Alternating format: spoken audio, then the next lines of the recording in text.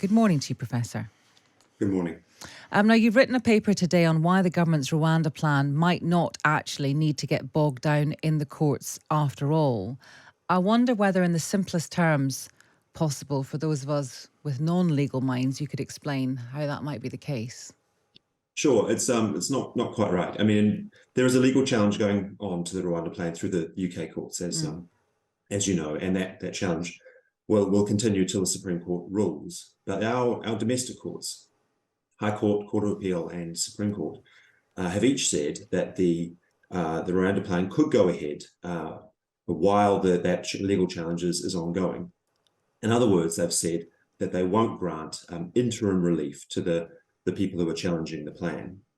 Now, what's happened, though, and this happened in June last year, is that a single judge of the Strasbourg Court, the European Court of Human Rights, an anonymous judge, we still don't know who it is, that judge intervened after the Supreme Court had said no interim relief and said we should not remove anyone to Rwanda, the policy should not go ahead until the domestic litigation had run its course. And the focus of my new paper for Policy Exchange today is on whether or not the Strasbourg Court had authority to make that ruling. Right. The Strasbourg Court acts as though it can set up a network of duty judges who can intervene at the last minute, effectively overruling decisions of our highest courts on whether interim relief should be granted. And the paper explains, I hope persuasively, that in fact the Strasbourg Court has no authority under the European Convention on Human Rights to act in that way. And our government shouldn't be accepting that it does. It should be protesting vociferously against it. The illegal migration bill that's going through Parliament now does address this practice on the part of the Strasbourg Court. It's a practice that goes on under so-called, it is Rule 39. So this is concerns the Strasbourg Court's Rule 39 measures. So the bill will address this, but of course it remains to be seen whether or not the bill will survive the parliamentary process intact. Right. Plenty of members of the House of Lords have said that this is a sort of an outrageous proposition. I think, with respect, that they've misunderstood what it is that the Strasbourg Court is doing, and the fact that really it has very slim legal foundation. Right. So if the Strasbourg Court doesn't have the authority, then what does that mean today and tomorrow in terms of deporting people to Rwanda?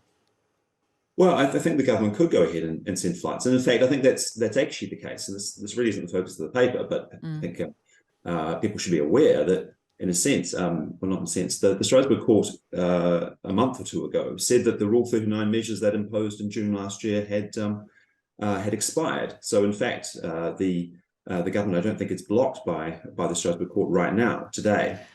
Now, if it goes ahead with plenty of flights, and it's entirely foreseeable that there'll be further applications to the Strasbourg Court for these Rule 39 measures, and the Strasbourg Court may, at the very last moment, when the flight's about to leave, say stop. So I can understand why the government wants a more secure foundation before pressing ahead to avoid the collapse at the last minute. Yeah, I mean, it's a many-headed problem, the migration, legal and illegal. One of the problems here is the backlog, of course, in processing asylum cases. So Rishi Sunak's promised to abolish this year, standing at more than 150,000 cases. How realistic do you think that is? Well, it's a tricky question, as you say. We've got a great many cases in the backlog, and to process them all is tricky. The proposal, the government's Rwanda policy and the illegal migration bill, in a sense, are an attempt to cut the Gordian knot by removing people who have clearly arrived unlawfully from a safe state to another country, so that they will not have their asylum claims processed here. They'll be removed to a safe state. There's no question of returning them to their persecutors, which would breach the Refugee Convention.